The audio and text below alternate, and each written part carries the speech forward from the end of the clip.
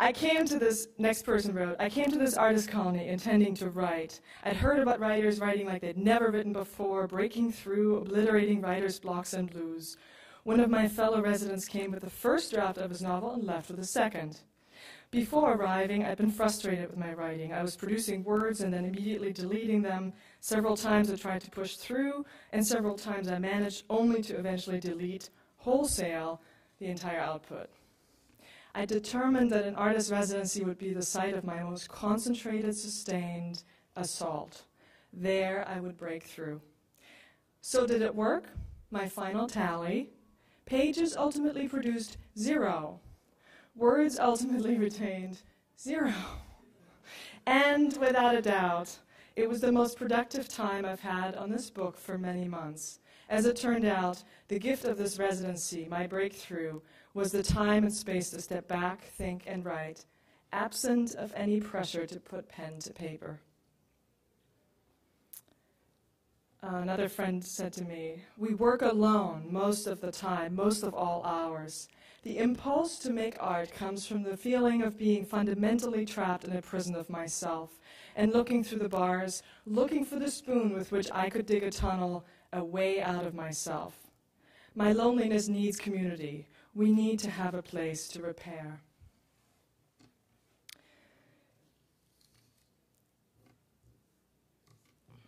Another person wrote, when I'm in residence, the silence that claims me is all my own, and my work comes forward to meet me like a breaking wave. She's a poet. Another person wrote, residencies recognized me as an artist. Treated my work seriously. I didn't have to fight for time or sustain faith in myself. The environment carried those heavy backpacks for a while. Providing all the basics on Maslow's hierarchy. How huge is that? You know what that is. To be well cared for, given food and a place to rest and beautiful things to see and sources of mischief and fun, residencies have provided me with kinship, solidarity, lifelong friends. Residencies have also been much fun. I love my work beyond measure, but some of the silliness is harder to come by sometimes, and residencies allow the pilot light to flicker back on. I have laughed and danced a lot at residencies, walked and talked, and done crunches and yoga. I have been pushed in my thinking. I have found my way to the work of other artists and writers and musicians and painters and sculptors, etc., whose work has fed mine. I feel part of a great tribe. Imagine a world where what's provided at good colonies was given to everyone. Best school ever, really, yes?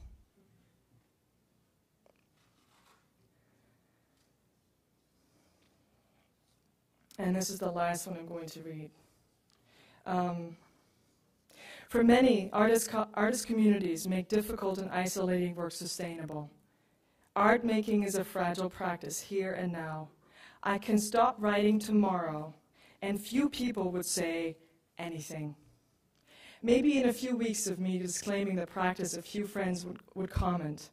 Most of the other people in my life would hardly flinch. Now, if I stopped going to my paid job for even a few days, friends and family would worry. Supervisor would be calling. H&R, human resource people would be sending certified letters. Art isn't like that. Not only can you quit any time, you have people telling you in a million different ways that you should quit, that your work is a dalliance and you're a dilettante, that they don't get it, that they don't care, that it's hopeless, that what you're trying to do makes no sense, that you should take a paying job somewhere, that maybe you could write greeting cards and textbooks. So you have to know where you're going and know how to reassure people, meanwhile, that where you're going is where you say you're going. And you have to talk about everything as work, and how hard the work is, and how much it sucks to be a writer, and how difficult it is to put the words on the page, and how we will never publish and never get paid. And that takes a lot of energy too. So, artist communities are great in part because they foreclose the question of legitimacy.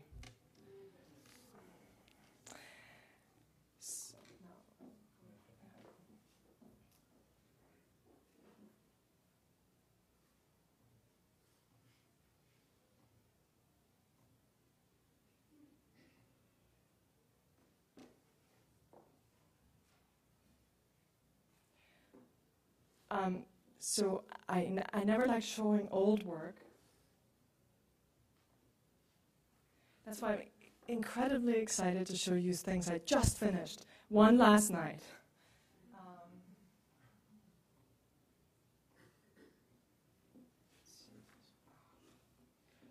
So this is the project that Steve Whitten mentioned so kindly and came to so wonderfully. It's called Just a Rumor, a new site-specific work involving a face pond and wild ducks. This is not working. I got a call from the University of Massachusetts in Amherst, a huge campus that I'd never been to, for 26,000 students, and they said, could you do something to animate the campus? And I said, oh, I'm on a secretary, and she's not in right now, and she doesn't do that anymore. Because I had really just wanted to paint all these years.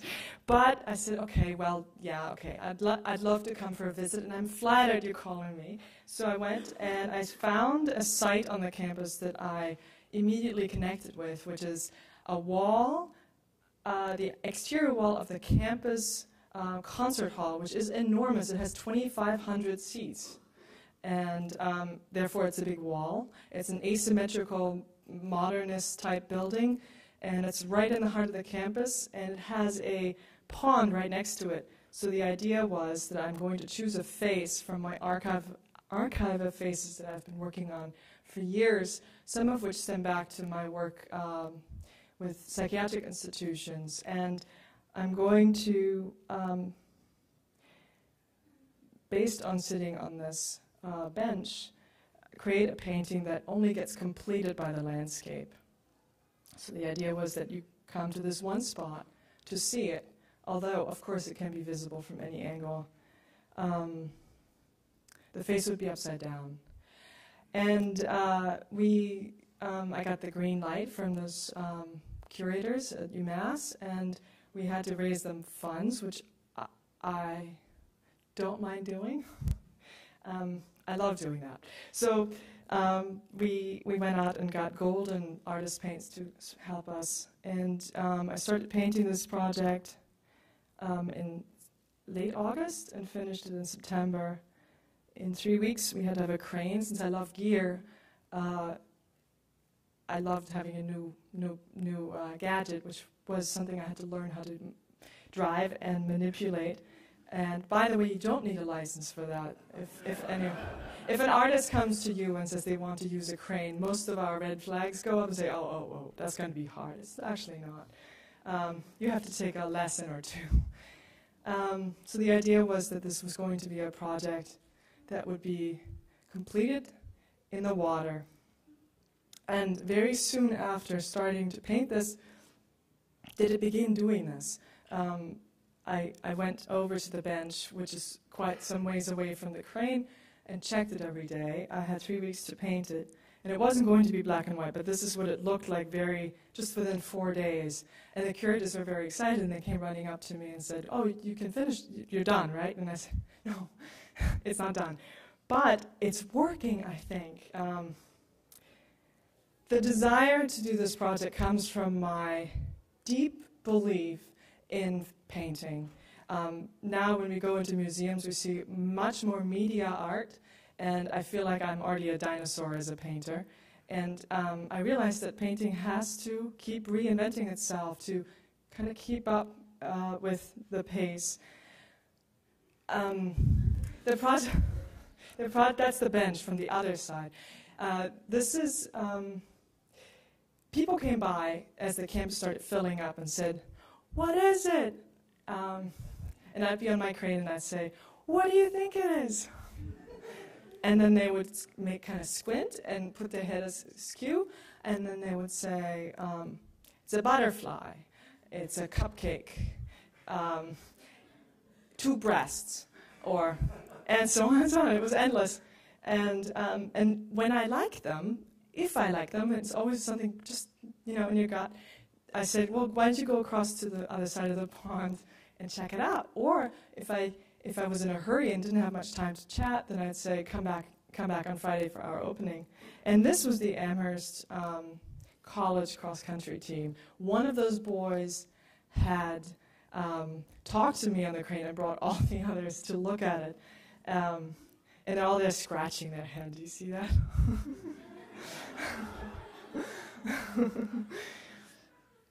So that's the crane. And we only lit the painting, but at night it starts to look like a projection because we're so used to things at night lit up like this, actually being projected from an electric device. I'm so excited that this has no, this is very low tech. And the rumor is, who is it?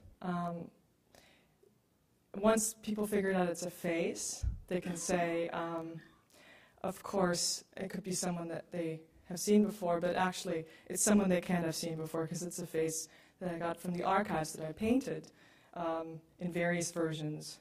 And Steve, who came to the sneak preview, saw the many faces I had done, and even then I hadn't chosen the final face yet. The water completes the movement of the face, and when it's a really ripply day and you go, it'll not be visible. So it's more like a James Turrell in that you have to kind of find the right weather to go see it. That's exciting because it's just a painting. These are the paints we worked with, and I always have, I'm so lucky to have people who are interested in working with me. And even though painting is usually a solitary activity, it was so fun to have 4 interns for this project who painted with me. I don't think that should be just my task. It can be anyone's task, and it can be opened up to many people's ownership. These are people asking what it is.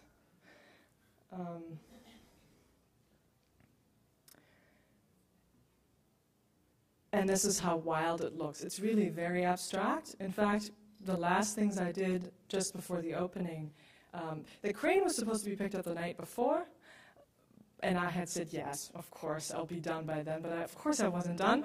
And so I called the crane company, and I said, can I keep it just one more? And they said, when? And I said, can you pick it up at 4:30? The opening's at 5.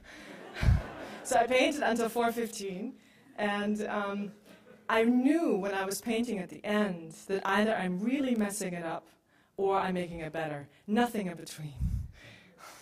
So it became very, it was gestural all along, but it was really kind of wild in the end. These are all the marks in the end, where I just didn't know. You can't see it as a face. You just see it as a surface. You see it as a painting. And the reason why I say wild ducks are part of this project is because they are crucial to your ability to see it or not. And they live there. After all, I'm the visitor. And what I can show you now, we're working on a film about this project, and I can show you our teaser.